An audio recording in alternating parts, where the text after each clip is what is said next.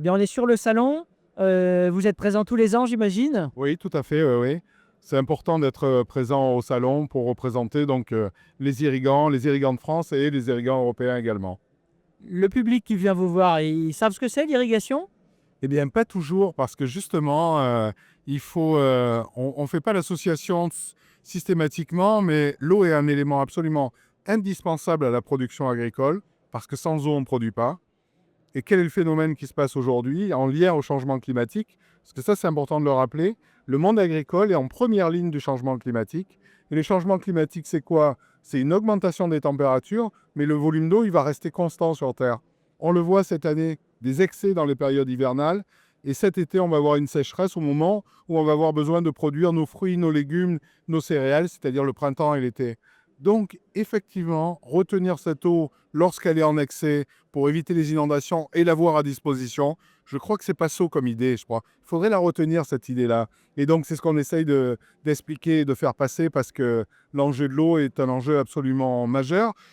Et l'idée au salon, c'est d'échanger, à la fois de recevoir les politiques, parce qu'il y a beaucoup de pédagogie à faire auprès des politiques, qui eux, souvent, sont les décideurs, mais n'ont pas ces éléments clés. Et puis, cette espèce de dichotomie qu'on a entre l'environnement et l'agriculture. Alors que nous, les agriculteurs, on est les premiers à défendre l'environnement, parce que l'environnement, c'est notre univers, on veut le défendre, on en a besoin, c'est notre outil de travail.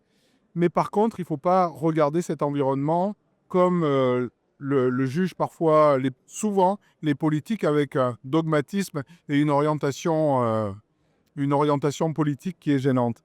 Par contre, ce qui est tout à fait intéressant, et le message qu'on essaye de faire passer, souvent on veut contraindre l'accès à l'eau aux agriculteurs à des conditions de production. On veut leur baisser les volumes d'eau, on veut leur demander d'utiliser moins de produits, etc.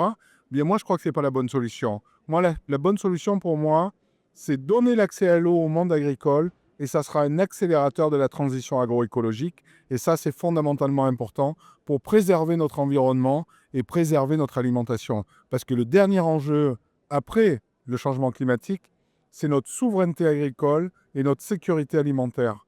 Limiter nos importations, éviter d'importer des produits, je pense au Maroc qu'on a vu ce matin, je pense aux pays d'Europe de l'Est, qui ont des accès à l'eau qui sont beaucoup plus contraints que les nôtres et qui nous importent des produits.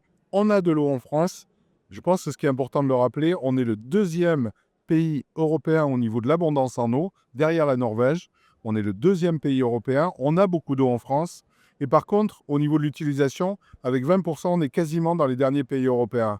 Donc, le stockage, une fois de plus, utiliser cette eau qu'on a en France, c'est la solution, je crois. Mais je vous remercie. Mais c'est vrai qu'on parle d'utiliser l'eau. Effectivement, j'aime bien l'expression c'est pas sot, mais je crois qu'on n'irrigue pas non plus comme on irriguait avant. Et aujourd'hui, l'irrigation ne se résume pas, la solution ne se résume pas à ces réserves. C'est tout un tas de protocoles, d'imagination, d'efforts et de progrès qui sont dans votre domaine. Oui, non, vous avez tout à fait raison. D'abord, première chose, le monde agricole a déjà fait énormément d'efforts. Sur les 20 dernières années, il y a eu 30% d'amélioration de l'efficience en eau. Donc ça, c'est un premier point. Il y a on est passé de l'irrigation gravitaire qui arrivait des montagnes à l'aspersion, au goutte à goutte aujourd'hui, la micro-irrigation. Donc tout ça, il y a des améliorations. Par contre, demain, avec l'intelligence artificielle, avec les évolutions génétiques qu'il va pouvoir y avoir, il y a plein de solutions qui vont permettre de produire et de continuer à produire. Et ça, c'est quelque chose de très important. L'autre élément dont vous avez évoqué, c'est également les solutions. Non, il n'y a pas que le stockage de l'eau comme solution. D'abord, le stockage, il a différents aspects. Il peut être de la substitution, il peut être de la restructuration, il y a plusieurs projets. Mais les enjeux que je vous ai évoqués, changement climatique, souveraineté alimentaire de la France, il ne peut pas y avoir une seule réponse pour tous ces enjeux. C'est un panel de solutions qu'il va y avoir, dont le stockage fait partie. Mais on a la réutilisation des eaux usées traitées. On a la chance d'avoir des grands cours d'eau en France. Je pense au Rhône, je pense au Rhin, je pense à la Seine, je pense à la Garonne, à la Dordogne. Tous ces grands cours d'eau, eh bien, on peut s'en servir pour transférer de l'eau sur des axes un peu plus reculés qui ont moins accès à l'eau.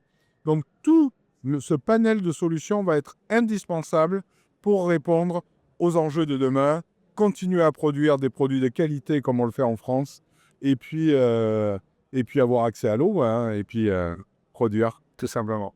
Et c'est ça, en fait, l'eau, c'est comme nos cultures, c'est selon les territoires, on ne la gère pas de la même façon. Et là, on peut faire confiance à nos agriculteurs, nos irrigants. Alors tout à fait, parce que c'est un élément très très important, c'est qu'en fait, on l'imagine tout à fait, la problématique en termes d'eau de la Bretagne et celle du sud-est de la France, c'est pas la même. Mais même à l'échelle d'une région, même à l'échelle d'un département, entre le nord et le sud du département, l'accès à l'eau n'est pas le même. Si vous êtes à côté d'un grand cours d'eau, comme je l'évoquais tout à l'heure, ou si vous êtes reculé entre des cours d'eau et pas d'accès par les nappes phréatiques, l'accès à l'eau est vraiment quelque chose de local. C'est pour ça, ça rend la mission d'Irrigants de France complexe, parce qu'on doit donner des directives nationales, mais elles doivent être adaptées à chaque territoire et chaque agriculteur.